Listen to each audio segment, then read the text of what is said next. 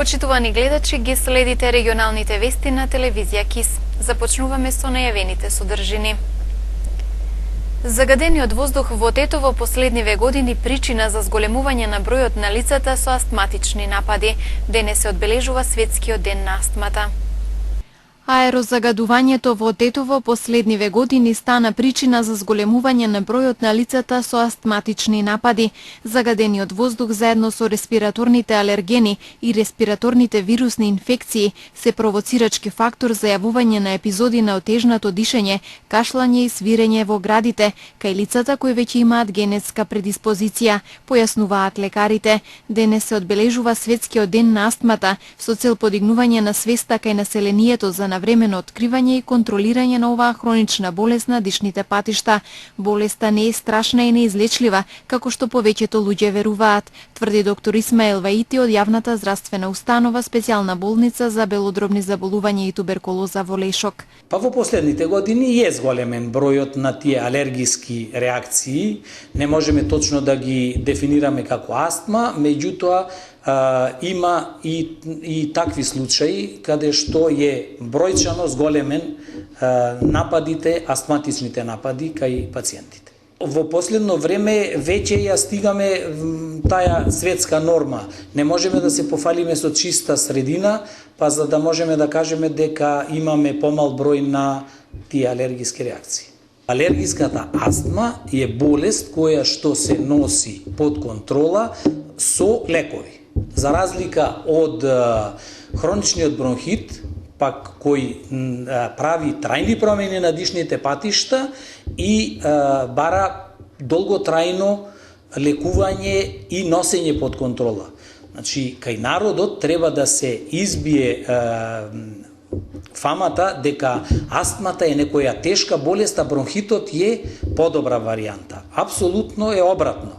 Астматичниот напад ги стеснува дишните патишта, меѓутоа кога ќе помине тој напад, прво да се избегне алергенот, второ да се даде соодветна терапија апсолутно и се враќа нормално, слузницата се враќа во нормалните патишта, за разлика од хроничниот бронхит каде што имаме трајни промени и стеснети дишни патишта. Астмата е реверзибилна обструкција на дишните патишта, која настанува поради хронично воспаление на бронхијалното стебло. Ова воспаление може да настане како резултат на алергија, како полен и домашна прашина или поради други неалергиски чинители, физичка активност, сувиот и ладен воздух, јаките мириси или вирусните инфекции. Еден од првите знаци што укажуваат на астмата е заморот, кој пациентите најчесто го занемаруваат или го припишуваат на други состојби и кога ќе се јават напади на гушење, свирење во градите и кашлица, болеста е веќе во поодмината фаза. Се манифестира со гушење, кашлица, глад за воздух. Обично пациентите се жалат на тие тегоби и бараат помош од нас.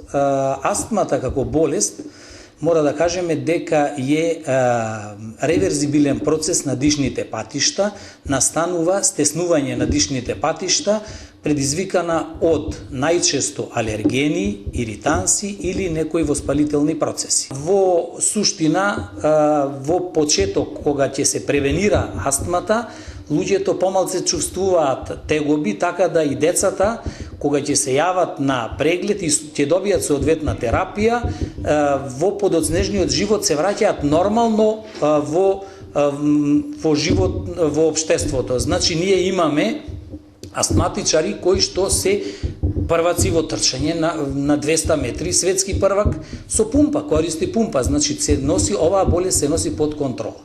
Меѓутоа, општеството може многу повеќе да допринесе со чист воздух, со помалце PM10 частички и загаденост, што го имавме во последниве години во нашиот град.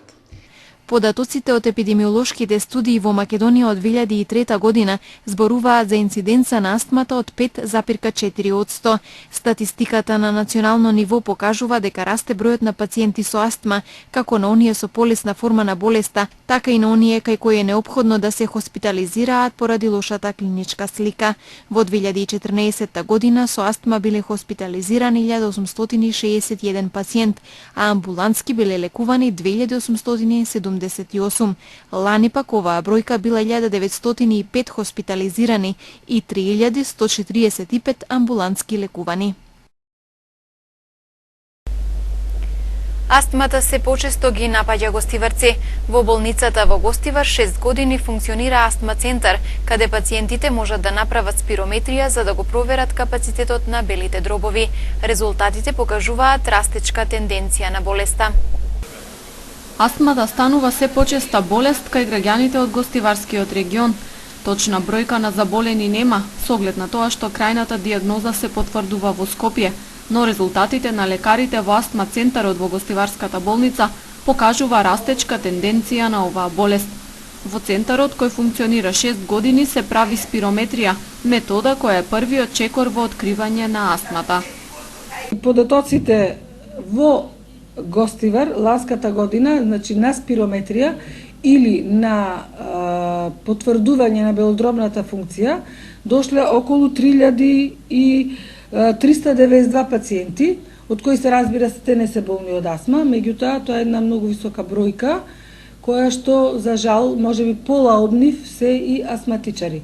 За точна дијагноза на астмата треба да се направи ацетилхолински тест или тест за провокација на астма, кој што се прави на клиника за пулмологија во Скопје, во Институтот за белодробни заболувања и туберкулоза во Скопје и во Институт за трудова медицина во Скопје. Значи во тие три институции може да се направи овој тест и да се потврдат и латентните, односно скриените облици на астма, дали се астма или не се астма.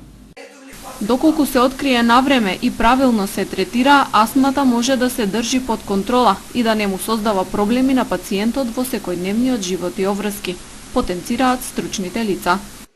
Терапија постои, лекувањето е солидно и многу е важно пациентот да свати дека треба редовно да ја користи терапијата, инхалаторна, значи спреовите, редовно и правилно.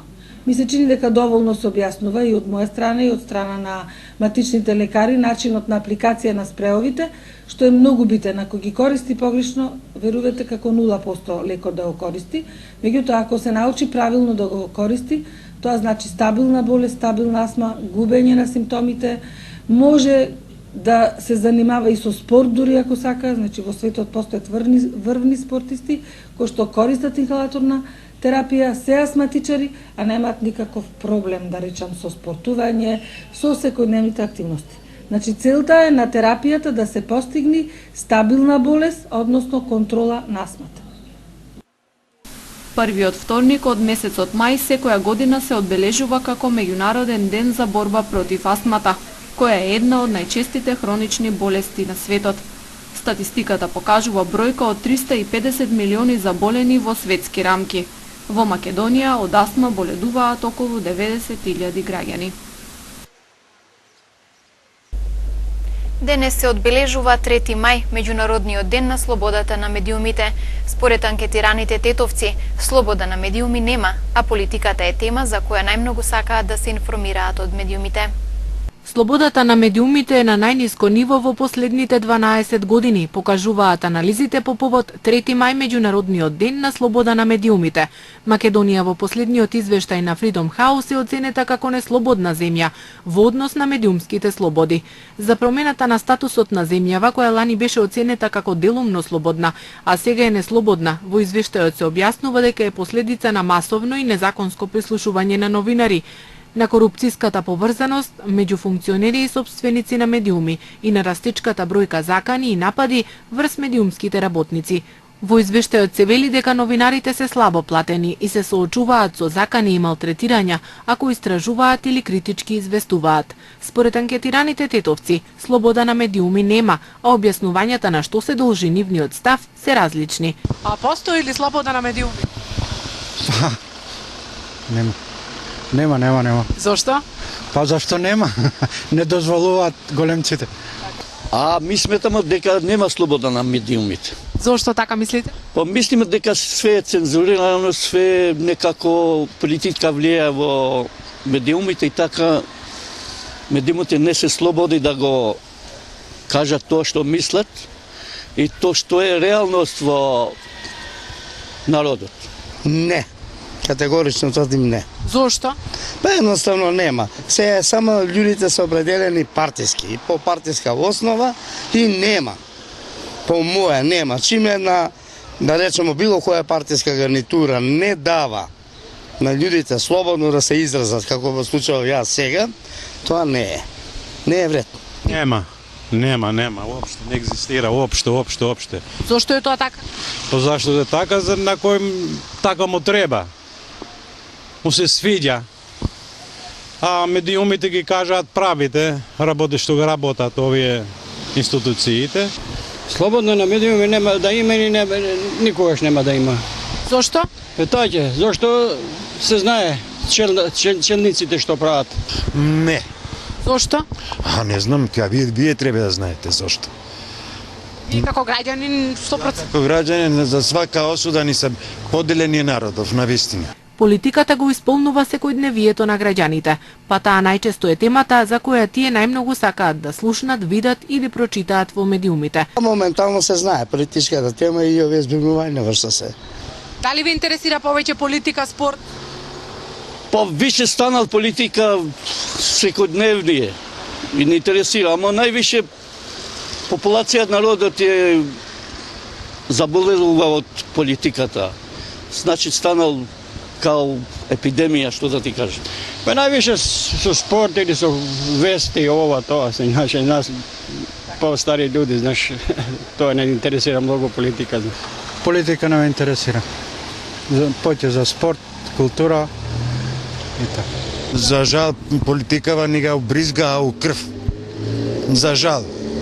И ја би сакал за спорт, за музика, за живот, али за жал немаме ми ништо од тоа.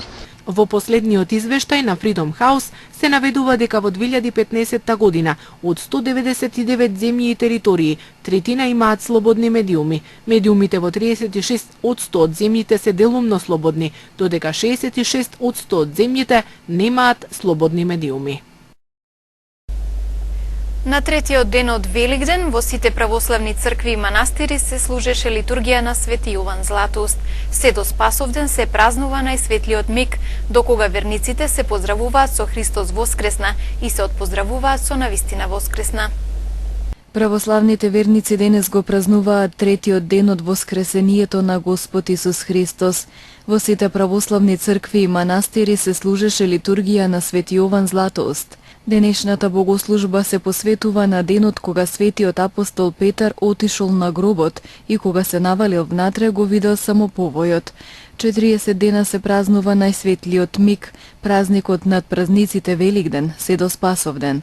До тогаш верниците се поздравуваат со Христос воскресна и се отпоздравуваат со навистина воскресна. Денес е трет Великден, трет ден од Светлата седмица, имено после празнувањето на светлиот и славен ден на Воскресението Христово, односно после првиот ден на Великден, па се до саботата, сите тие денови ја чинат Светлата седмица и во сите тие денови богослужбите и духот на богослужбите и на животот е исти идентичен, односно радостен, се прославува постојано Воскресението Христово. Дури на некои места оваа седмица и секојдневно се служи света литургија и сите денови на оваа седмица имаат исто значение. Секој ден се радуваме на Воскресението Христово. Се укинуваат големите метани, оваа недела, целата недела нема пост, значи не се пости ниту среда, ниту петок, и целата недела се радуваме на Воскресението Христово. Целото внимание е концентрирано на прославувањето на Воскресението Христово. Сепак, после од наредната недела, томина недела, се уште празникот на Воскресението Христово трае, се пее и понатаму во богослужбите тропарот Христос воскресна од мртвите, се до Спасовден, а Спасовден секогаш е 40-тиот ден од Великден, броејќи го Великден како прв ден, затоа што Господ од денот на Воскресението па се до Спасовден повеќе пати во евангелските текстови среќаваме како им се јавувал на апостолите и на други луѓе со своето јавување, потврдувајќи ја вистинитоста на своето воскресение и на 40-тиот ден се вознал на небесата. Затоа од сега па се до Спасов ден исто така се поздравуваме идентично со поздравот Христос воскресе, на вистина воскресе, и на тој начин постојано се сеќаваме на големата радост на воскресението Христово, бидејќи воскресението Христово е централниот и суштински настан во животот на црквата. Апостол Павле вели, ако Христос не воскреснеше, празна ќе беше нашата проповед, празна ќе беше нашата вера. Затоа Господ нека ни дава целомудрие, нека ни дава радост овие празници, да ги поминуваме во духовна радост, учествувајќи во богослуженијата на црквата, да се радуваме на Христовото воскресение и нека ни се честити и благословени овие празнувања. Христос воскресна, на вистина воскресна Господ. Во петок на 6 мај се прославуваат два празника – Источен петок Балаклија и празникот посветен на светиот великомаченик Георгиј, во народот познат како Ѓурѓовден. Утрена со литургија на Свети Јован Златоуст со почеток во 7 часот ќе се служи во сите градски цркви во Тетово. Во сообраќај на несреќа на стариот пат Тетово-Скопје загина 38 годишен тетовец. Возилото излетало од патот и удрело во столб од подвозник во близина на селото Доберце. 38 годишникот Тетово загина во сообраќајна несреќа што се случи денес околу пладне на стариот пат кон Скопје. Тој бил сопатник во возило кое се удрело во бетонски столб на подвозник. Патничко моторно возило Hyundai со тетовски регистарски таблици, што најверојатно го управувал 31 годишен тетовец, од засега неутврдени причини загубило контрола и удрило во бетонскиот столб под подвозникот. Од удирањето во столбот, возачот и 38 годишниот сопатник, исто така од Тетово, задобиле тешки телесни повреди и со друго возило пренесени се во Тетовската клиничка болница. На патот до болница 38 годишникот им подлегнал на повредите. Сопатникот им подлегнал на задобиените повреди, така што лекарите таму само ја констатирале неговата смрт, додека возачот по укажаната помош итно е префален на скопските клиники.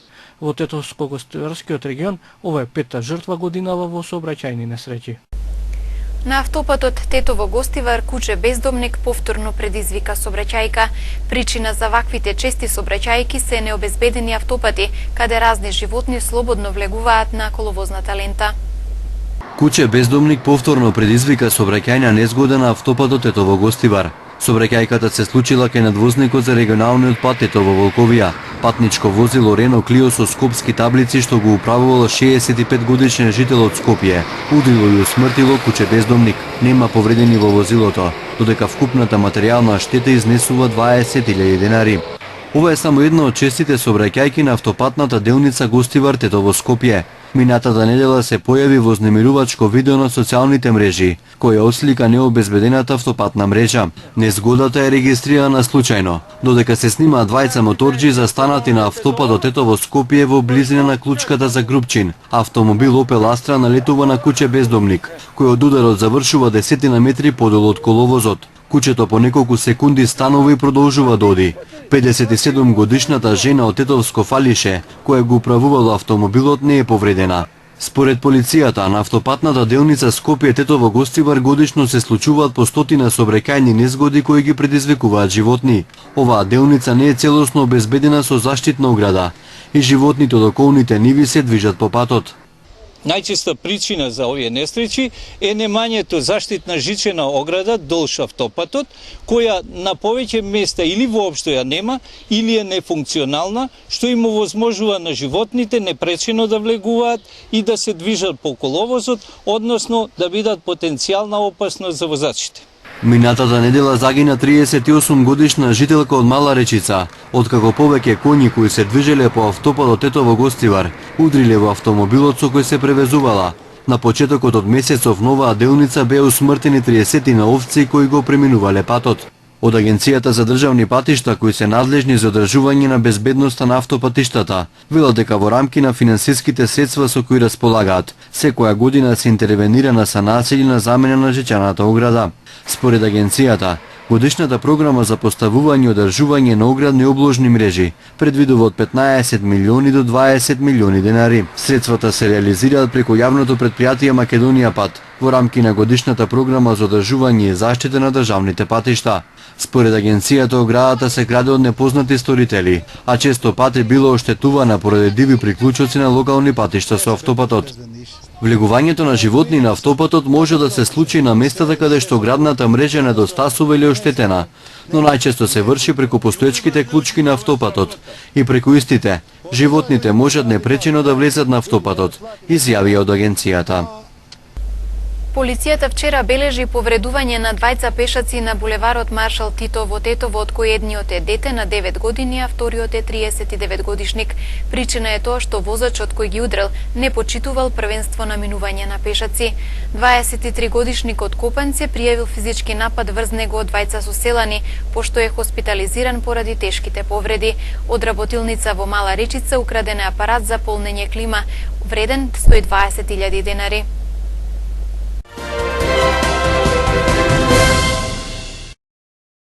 Цената на бензините од ноќеска на полноќ се зголемува за 0,5 денари, односно за денар, а на дизелот за 3 денари, одлучи денеска регулаторната комисија за енергетика. Половина денар поскапува Евросупер БС 95 и литар ќе чини 62,5 денари, а за денар се зголемува цената на Евросупер БС 98, кој ќе се продава за 64,5 денари за литар.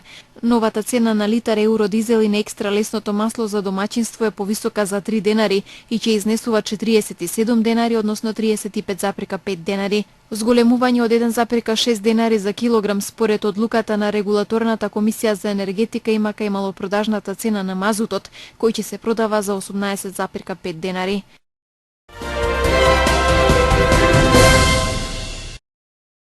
Иако најавено за денеска, воопшто не се одржа судењето за случајот Пуч. Зоран Заев, Зоран Верушевски и останатите осомничени во овој случај добија решение од судот дека постапките кон нив се запрени заради одлуката за аболиција донесена од председателот Ѓорѓе Иванов.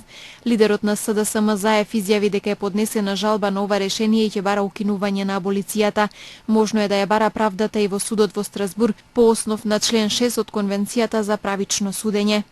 Основниот суд Скопје 1 денеска го одложи рочиштето за двајцата демонстранти приведени на 13 април. Според обвинителниот акт, тие се товара за учество во толпа што ќе изврши кривично дело. Судијката денеска одложи постапката по барање на одбраната затоа што обвинителството бара спојување на оваа постапка со уште еден предмет, при што побара оштета од 880.000 денари. Судијката на рочиштето изјави дека нема да дозволи спојување на предметите и дека ќе му даде рок на обвинителството од еден ден да се произнесе за штетата.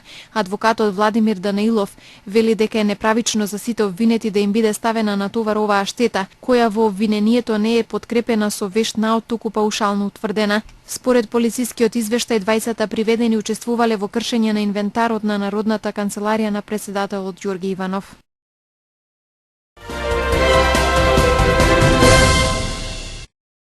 Петти ден поред во Грција нема пристигнато нови бегалци и мигранти од Турција, соопштија локалните власти. Сепак повеќе од 7.000 мигранти и бегалци се уште чекаат нивните податоци да бидат обработени во центрите на грчките острови Лесбос, Хиос и Лерос. Околу 2.000 до 7.000 бегалци кои се заглавени на островите се сместени во отворени центри за сместување или биле ослободени од центрите по истекот на рокот од 25 дена откако поднеле барања за азил и не добиле одговор на нивните барања. Турција ќе ги укине визите за кипарските грци, но тоа не значи формално признавање на Република Кипар. Тоа е дел од договорот за олеснување на визниот режим за турските граѓани и еден од 72-та критериума кои Анкара треба да ги исполни. Непризнавањето на Кипар, кој е дел од Европската унија, е еден од најголемите проблеми во односите меѓу Европската унија и Турција. Падот на визите за турските граѓани е еден од главните параметри во миграцискиот договор меѓу Брисел и Анкара, според кој Европската унија ќе ги враќа илегалните мигранти кои пристигнуваат во Егејското море, кои немаат право на азил во Грција и во замена ќе прифаќа сириски бегалци од Турција. Рускиот министер за надворешни работи Сергеј Лавров изјави дека е постигнат договор за формирање на заеднички центар на Русија и САД во Женева, кој ќе ги следи повредите на прекинот на огнот во Сирија. Лавров изјави дека не постои можност за создавање на услови потребни за директни преговори меѓу сирискиот председател Башар ал Асад и сириската опозиција поддржана од Саудиска Арабија, САД и другите западни земји. Опозицијата бара Асад да се повлече од власт како предуслов за директни преговори за мир. Откако беше означен крајот на мечот меѓу Челси и Тотенхем, Лестер почна да ја слави историската шампионска титула. Навивачите излегоа на улици и го славеа чудото. Титулата на Лестер ќе се слави со денови. Ќе биде интересно кога фудбалерите ќе парадираат со шампионскиот автобус, носејќи го трофеот за кој никој не веруваше дека може да се најде во нивните раце.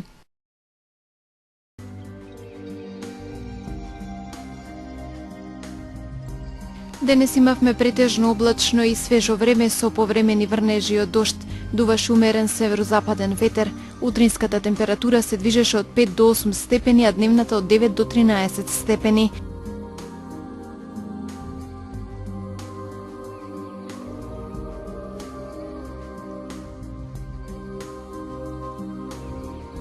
Времето утре ќе биде променливо облачно со повремен локален дожд, почест во западните и во северните делови. Ќе дува умерен северен ветер.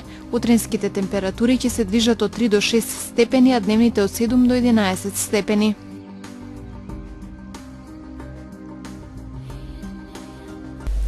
Почитувани гледачи, ви благодарам за вниманието со кое не следевте. Пријатно!